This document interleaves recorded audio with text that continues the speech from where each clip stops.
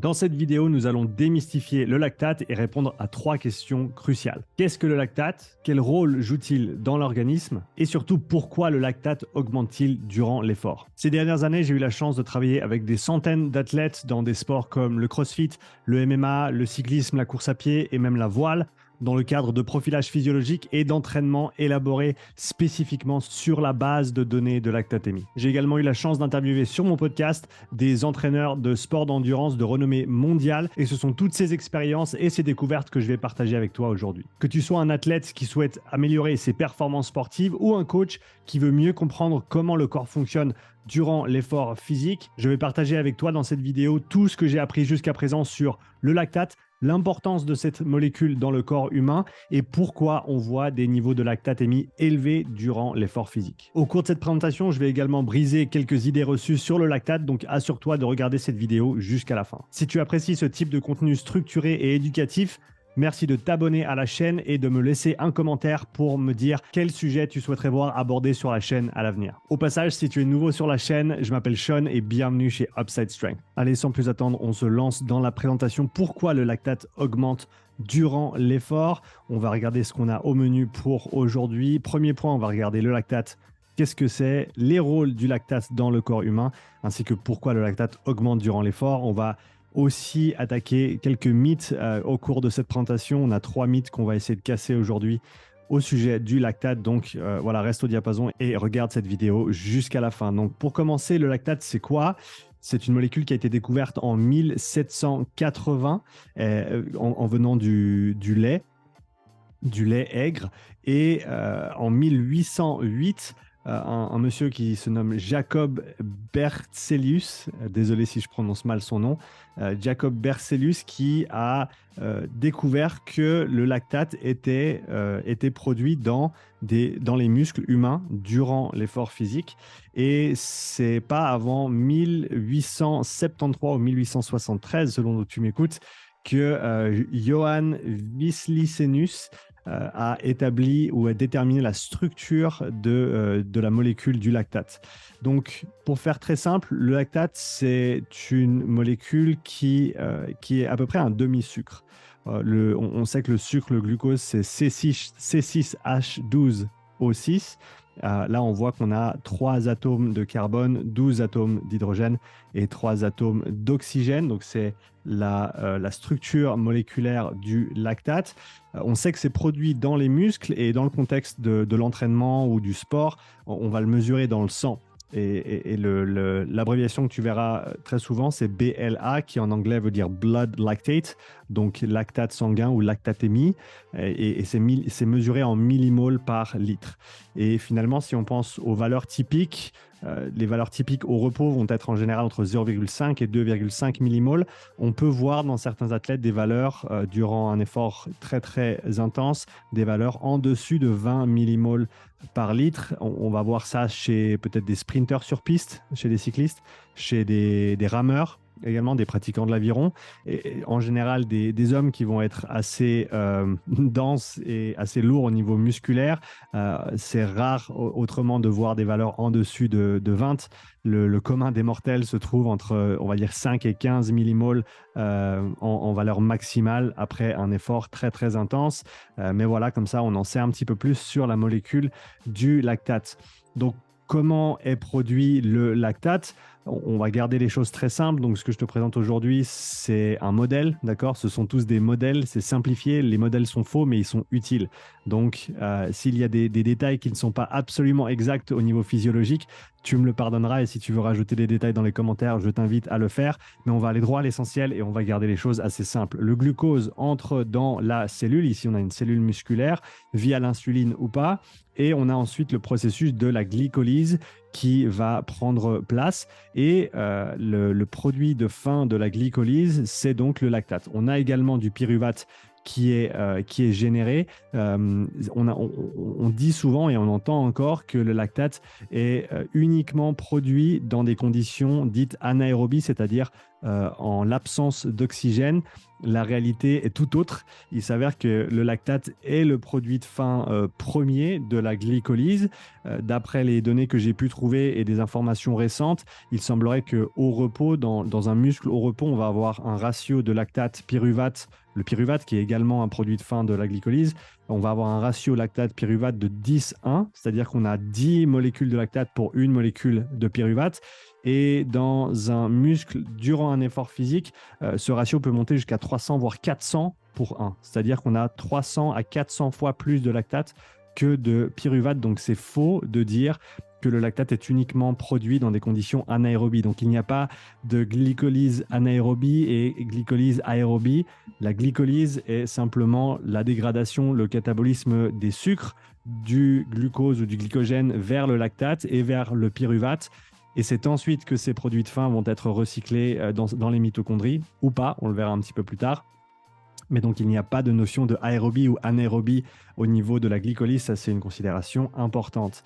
Si on veut comprendre les sujets qu'on va traiter aujourd'hui, il y a un concept extrêmement important qu'il faut qu'on aborde, qui est celui de la navette du lactate.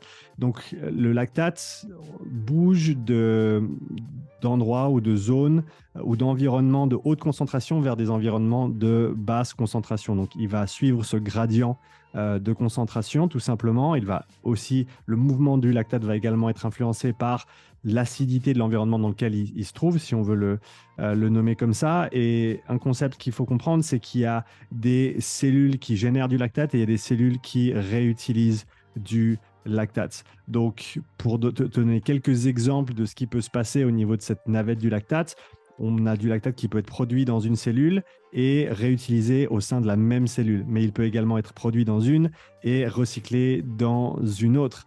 Ou on peut, troisième choix, et on le verra tout à l'heure avec l'augmentation et la raison pour laquelle le lactate augmente dans le sang durant l'effort physique, on peut aussi produire ce lactate et ce lactate peut ensuite être transporté et être mis à disposition dans la circulation sanguine pour jouer d'autres rôles. On sait que les mitochondries, le réticulum mitochondrial, le réseau de mitochondries, joue un rôle très très important dans ce qui est du transport et de l'oxydation du lactate et du pyruvate. Et si on parle de navette du lactate, il faut considérer certains transporteurs qui s'appellent des transporteurs MCT, qui jouent différents rôles selon où ils se trouvent. Mais donc on a tous ces concepts de navette du lactate qu'il faut comprendre. Ce qui est important aussi, le premier rôle ou le rôle premier du lactate dans le corps humain, c'est un rôle de substrat énergétique, au même titre que le sucre, au même titre que les lipides. Et donc, c'est un substrat que les différents organes et que les différents muscles peuvent utiliser directement. Donc, par exemple, pour faire très simple, au repos, nos fibres lentes, nos fibres de type 1, vont être productrices de lactate.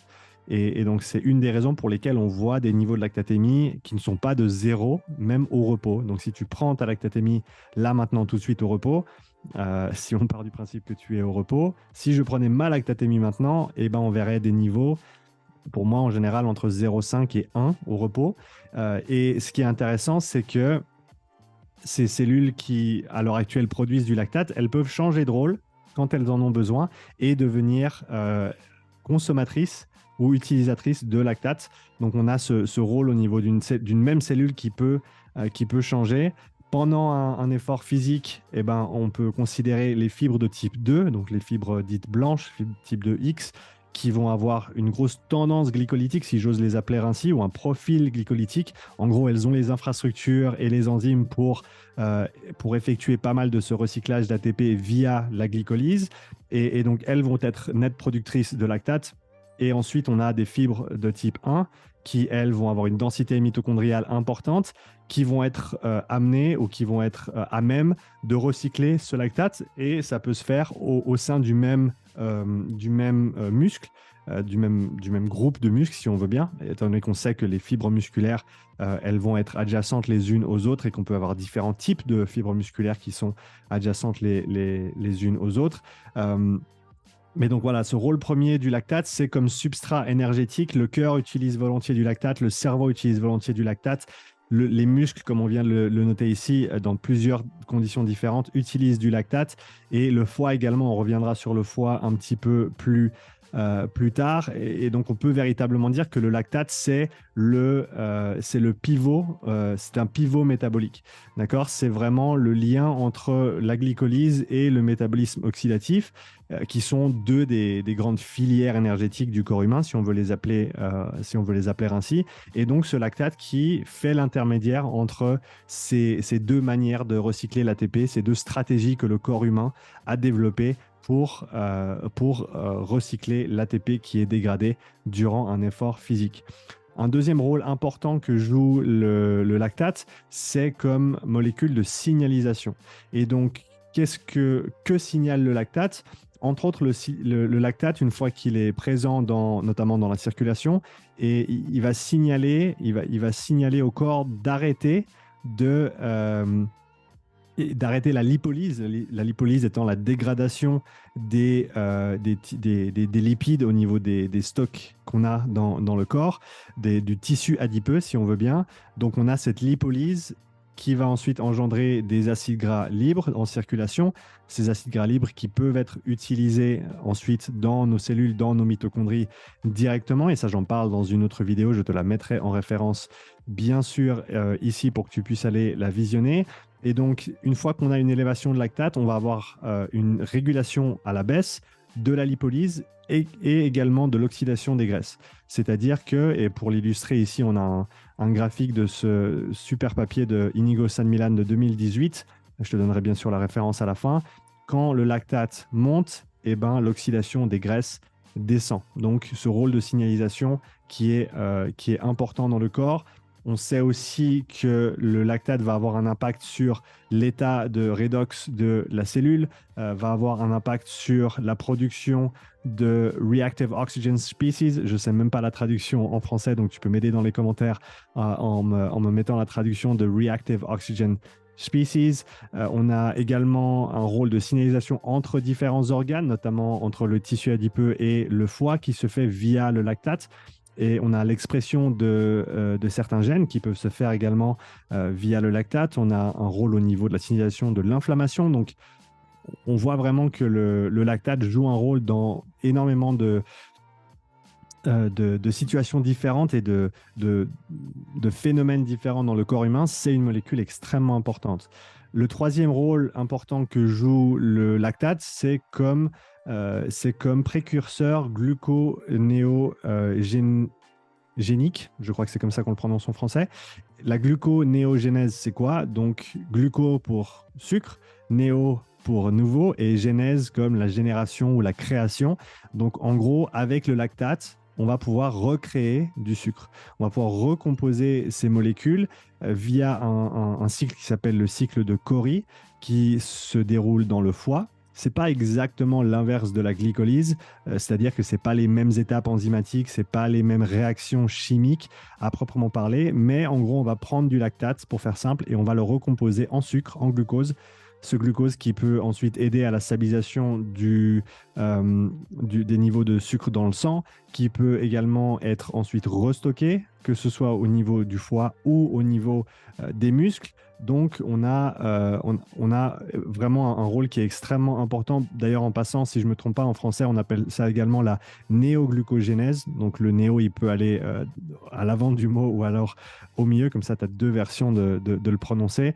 Il y a aussi des avancées de recherche assez récentes qui montrent un intérêt pour le lactate au niveau du traitement de certaines maladies et de certaines blessures également. Donc, voilà, c'est vraiment une molécule qui est assez fantastique. Qui avait souvent été délaissée ou mise de côté comme étant simplement un produit métabolique délétère au corps humain. Et ça, c'est le deuxième mythe qu'on va aborder aujourd'hui. Le lactate, ça brûle. Eh ben non, c'est pas le lactate qui te brûle quand tu fais des séries longues ou quand tu es très très fatigué durant un entraînement ou durant une compétition. Il s'avère que pendant l'effort physique, c'est plutôt l'accumulation de phosphates inorganiques, d'ions d'hydrogène, donc les petits H+, l'accumulation d'ATP et de Reactive Oxygen Species. C'est toutes ces molécules-là qui semblent être un petit peu plus responsable de la douleur et de la fatigue musculaire également durant l'effort. Et si on pense aux courbatures qu'on peut ressentir entre 24 et 72 ou 72 heures après un effort physique intense ou nouveau, et ben là, on va plutôt parler de légers dégâts musculaires, de signalisation du système nerveux ou d'inflammation. Mais le lactate n'est pas la cause de toutes ces choses-là. C'est plutôt les choses que j'ai citées tout à l'heure. Maintenant qu'on a cette base, cette fondation, on va pouvoir parler de la question centrale de la vidéo, pourquoi le lactate augmente durant un effort physique. Et pour expliquer ça, on va prendre une analogie extrêmement simple avec une rivière qui coule et on a un barrage. Et une fois que le barrage vient se mettre dans le chemin, le barrage va faire en sorte que l'eau s'accumule et une fois que l'eau déborde au-dessus du barrage, on a cette eau qui va passer dans le container suivant, si on veut l'appeler comme ça. Et donc, on a cette idée de barrage qu'on va pouvoir réutiliser maintenant dans un contexte un tout petit peu plus élaboré ici, qui va nous permettre d'illustrer comment et pourquoi le lactate augmente durant que ce soit l'entraînement, une compétition ou même durant un test. Il faut se dire qu'on a 3 niveaux essentiellement. Okay, le premier niveau, c'est le niveau musculaire ou cellulaire. Et en gros, tu vas avoir des niveaux de lactate sanguin qui vont être proches ou équivalents à ceux du repos, tant que tes mitochondries au niveau cellulaire peuvent gérer le flux de lactate qui est généré. Une fois que tu excèdes ta capacité mitochondriale à gérer ce flux de lactate, on va avoir ce lactate qui va commencer à s'accumuler au niveau systémique, au niveau du corps complet, où là, on va avoir une augmentation du lactate, mais des valeurs qui restent stables, jusqu'au moment où on ne peut plus maintenir ces niveaux de lactatémie stables. Et là, on va avoir une augmentation, on peut presque parler d'une augmentation exponentielle de la lactatémie. Donc, c'est important de voir ces choses-là sur 3 niveaux différents. On a le niveau cellulaire / musculaire.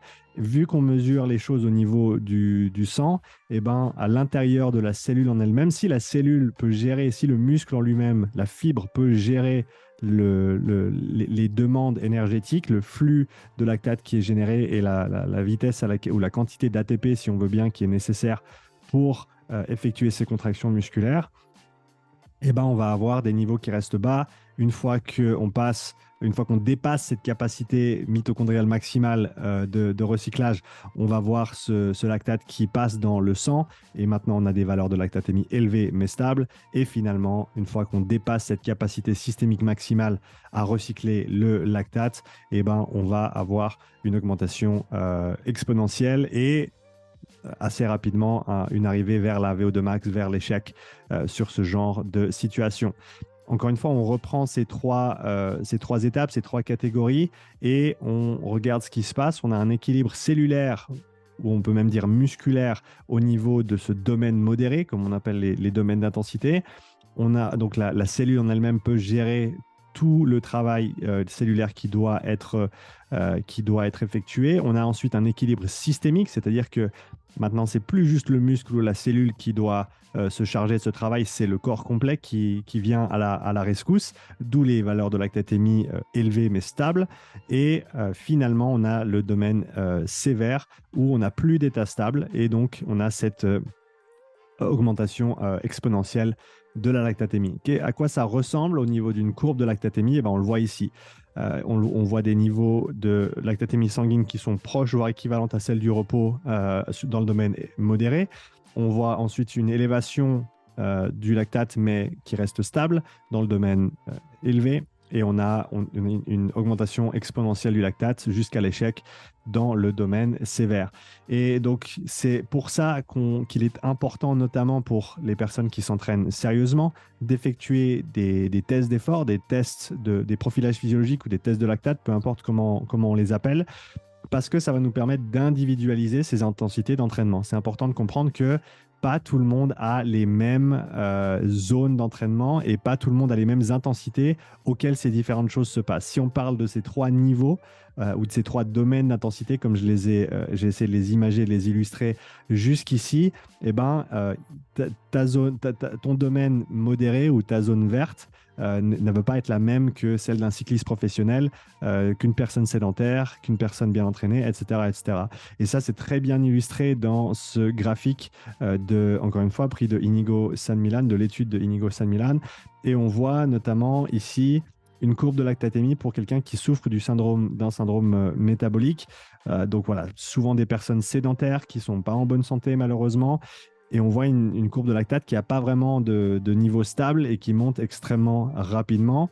Si on prend l'opposé du spectre, on a la courbe d'un cycliste professionnel et on voit la différence considérable entre ces deux profils. Et bien sûr, on a de tout entre ces deux profils extrêmes, si on veut bien. Une personne modérément active ressemblerait à peu près à ça. Donc, on voit clairement l'importance de l'individualisation de l'entraînement par rapport à ces valeurs-là pour faire en sorte que chacun puisse s'entraîner et éliciter les bonnes réponses physiologiques et les bonnes adaptations par rapport aux entraînements. Le troisième mythe dont je vais parler dans cette présentation, c'est celui de l'acide lactique. Je vais te lire ça en anglais et ensuite je te le traduirai.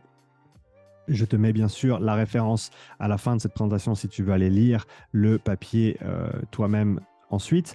There is no such entity as lactic acid in any living cell or physiological system. Donc, il n'y a pas d'entité telle que l'acide lactique dans des cellules vivantes ou dans des systèmes physiologiques. En effet, il est impossible, sur la base des lois fondamentales de la physique qui sont sous-jacentes aux disciplines de la chimie organique, de la biochimie métabolique, de la chimie acide-base et de la physiologie, pour que l'acide lactique soit produit ou présent dans un système vivant où le pH cellulaire et tissulaire est régulé pour être entre 6,0 et 7,45. Donc, en gros, c'est pas possible d'avoir de l'acide lactique dans le corps humain. Donc ça, c'est une perspective. J'ai vu certaines personnes qui parlaient du fait qu'on a à tout moment une proportion extrêmement faible, certes, mais une petite proportion d'acide lactique qui était malgré tout présent dans le corps humain. J'ai vu des gens qui disaient que ce n'était pas du tout le cas. Donc, il y a ces deux perspectives. Il semblerait qu'en tout cas, s'il y a de l'acide lactique, c'est extrêmement peu par rapport aux quantités de lactatémie. Ça va être en dessous de 1%, peut-être même en dessous de 0,1% en termes de proportion de lactate et d'acide lactique. Mais voilà, en gros, c'est beaucoup plus simple et beaucoup plus juste de dire que c'est le lactate qui s'accumule et non pas l'acide lactique. Donc comme ça, on peut mettre les points sur les i et aller de l'avant. On arrive maintenant aux conclusions de cette petite présentation. La première étant que le lactate est le produit de fin de la glycolyse, tout simplement. Il n'y a pas de glycolyse aérobie, il n'y a pas de glycolyse anaérobie, c'est juste la glycolyse et le lactate est le produit de fin. On sait aussi maintenant que le lactate est un substrat énergétique important. C'est une molécule de signalisation ainsi que le précurseur gluconéogénique numéro 1 dans le corps.